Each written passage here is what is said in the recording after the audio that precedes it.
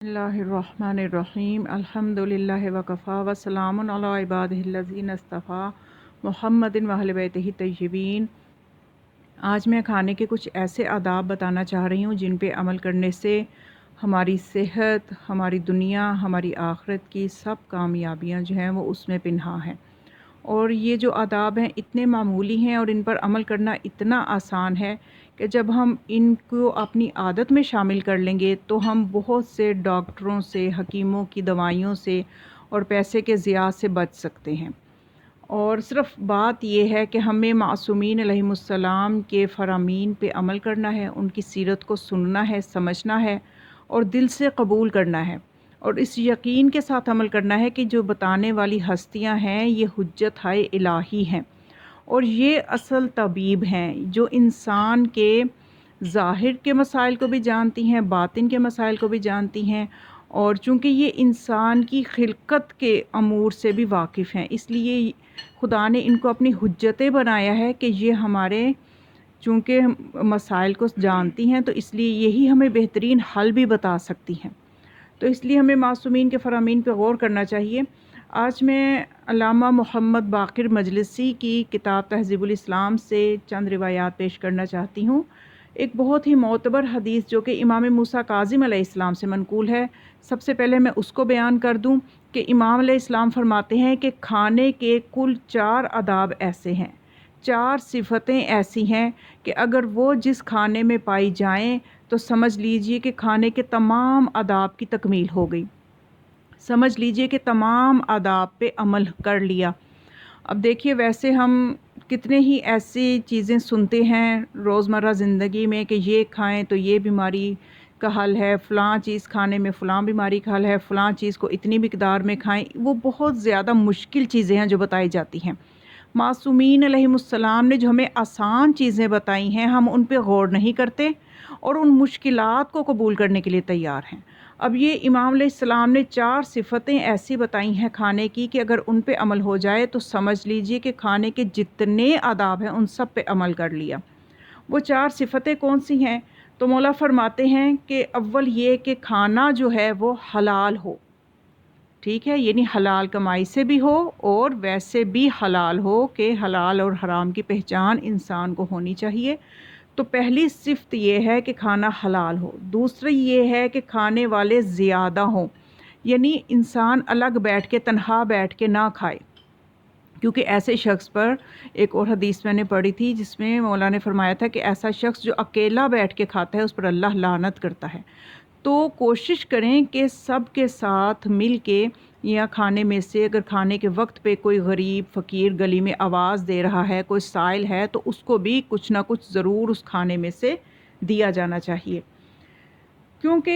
एक बहुत ही खूबसूरत मैं आपके सामने रिवायत पहले बयान कर दूँ, ये 2 चीज़ें मैंने आपके सामने बयान कर दी हैं कि एक तो खाना हलाल हो, दूसरा ये कि अकेले ना खाएँ।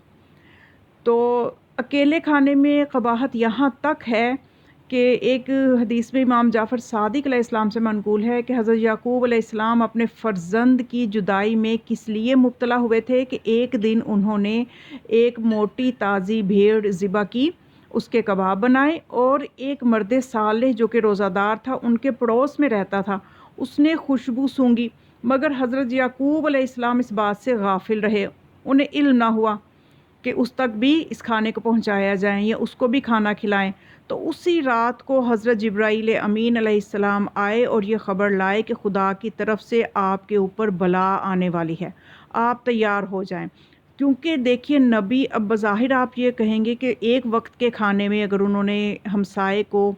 नहीं अहमियत दी तो इतना बड़ा अज़ाब क्यों? तो वजह यह है कि जितना मर्तबा बुलंद होता है उतनी ही उस अज़ीम मर्तबे पे पहुँच के जो अज़ीम इंसान होता है उसकी मामूली ख़ता भी मामूली नहीं होती, उसकी सज़ा भी उसके रुतबे के हिसाब से होती है। तो अब हज़रत याकूब अलैहिस्सलाम को जब हज़रत जिब्राईल अलैहिस्सलाम ने ये ख़बर सुनाई कि आप पे बला आने वाली है, तो उसी शब को हज़रत यूसुफ़ अलैहिस्सलाम ने ख्वाब में देखा, जो कि वही ख्वाब जो कि एक बहुत लंबा किस्सा है, आपने सुना होगा कि किस तरह से वो ख्वाब उन्होंने अपने जब बाबा को सुनाया तो वो फिर किस तरह से उनमें जुदाई भी हुई, तो फिर दोबारा कब मिले, वो बहुत लंबा किस्सा है। बहरहाल ये एक आज़माइश थी जनाब याकूब अलैहिस्सलाम की।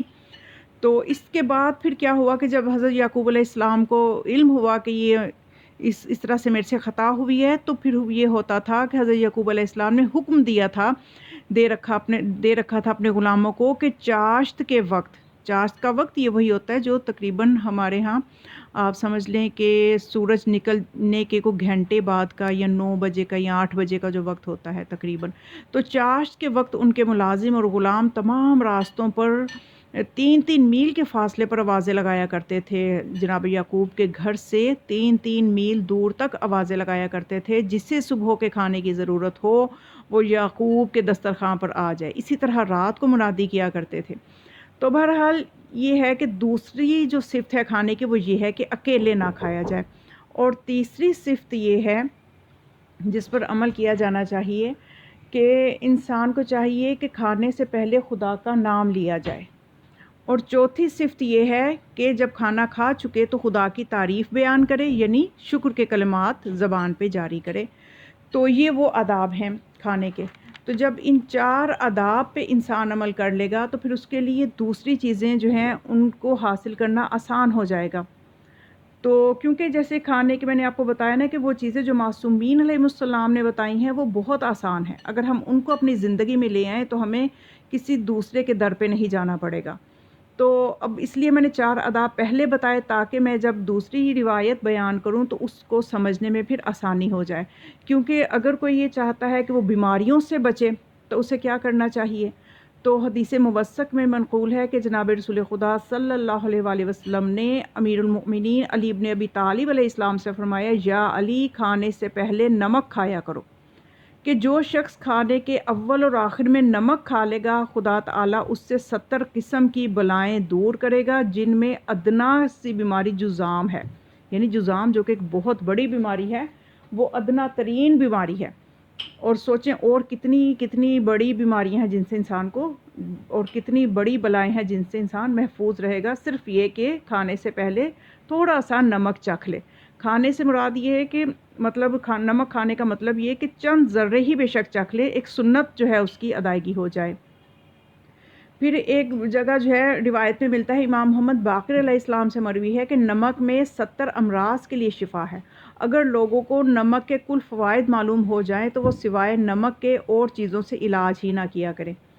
اور یہ بھی فرمایا امام باقر علیہ السلام نے کہ اللہ نے حضرت موسیٰ علیہ السلام پر وحی بھیجی کہ تم اپنی قوم کو حکم دے دو کہ وہ کھانے کے اول و آخر نمک کھایا کریں، اور اگر اس حکم کی تعمیل نہ ہوگی تو وہ مبتلا بلا ہو جائیں گی، اور جب وہ مبتلا بلا ہو جائیں تو پھر اپنے آپ کو ہی ملامت کریں، یعنی یہ ان کی اپنی غلطی ہوگی کہ انہوں نے اس چیز پہ جب عمل نہیں کیا تو مبتلا بلا وہ اپنی وجہ سے ہوئے ہیں۔ اور پھر یہ ہے کہ امام جعفر صادق علیہ السلام فرماتے ہیں کہ ہم نمک سے ابتدا کرتے ہیں اور سرکہ پر اختتام کرتے ہیں، یعنی سرکہ بھی ایک اچھی چیز ہے، اگر اس کو بھی کھانے کے آخر میں چکھ لیا جائے تو وہ بھی بابرکت رہتا ہے۔ تو دوسرے یہ کہ امام علیہ السلام سے منقول ہے، جو شخص کھانے کے پہلے لقمے پر نمک چھڑک لیا کرے تو اسے دولت مندی حاصل ہوتی ہے۔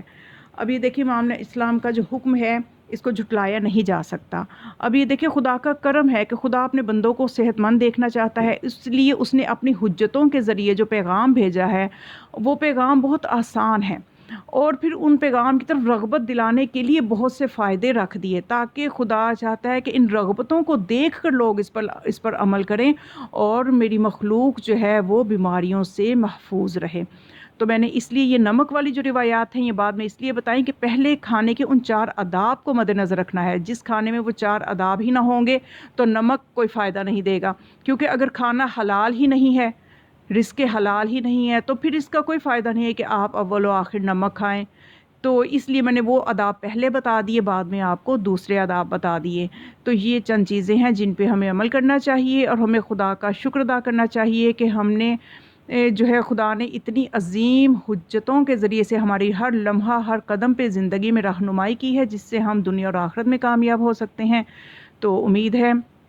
کہ ان چیزوں پہ آپ بھی عمل کریں گے، اور دوسروں کو بھی عمل کروانے کے لیے اس ویڈیو کو شیئر بھی کریں اور خود بھی سبسکرائب کریں جنہوں نے نہیں کیا، اور اس چینل کو زیادہ سے زیادہ شیئر کریں تاکہ علم آل محمد علیہ السلام کو پھیلانے میں آپ کا بھی حصہ ہو جائے۔ والسلام علیکم ورحمۃ اللہ وبرکاتہ۔